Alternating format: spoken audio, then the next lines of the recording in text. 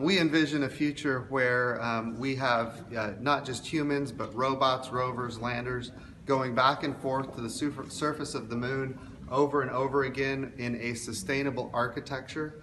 We want to make sure that this time when we go to the moon, we're not just going to leave behind flags and footprints, but in fact, we're going to be there sustainably for the long term. And of course, in order to do that, we need to build reusability into the architecture, not just with launch, but also with tugs to go to the lunar orbit from Earth orbit, and reusable command modules and reusable landers. And all of this is going to require international cooperation. And of course, Italy has been a great friend to the United States for a very long time in this cooperative environment of human spaceflight and exploration. And we're looking forward to maintaining our strong relationship as we go forward with a new era of exploration. Professor Battiston, what should be the role of the private industry? I think there is no discussion that the private sector in the space exploration is really a driving element, which is as a role today, which is not comparable with what was in the past. And looking forward for the next 10 to 50, 20 years, we should be capable agencies in the private sector to work together the best of the goal achievement. And this is what has been also said yesterday in our meeting.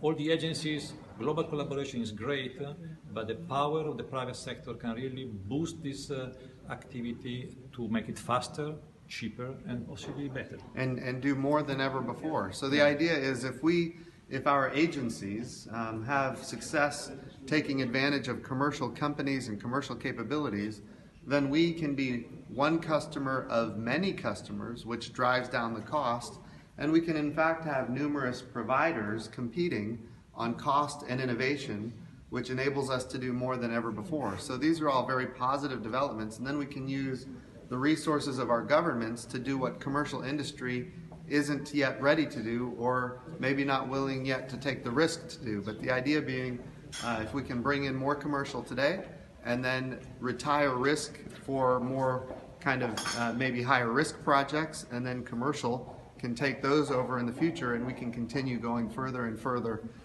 with the resources that our governments provide. And the last question, how is the state of NASA-Asi relationship?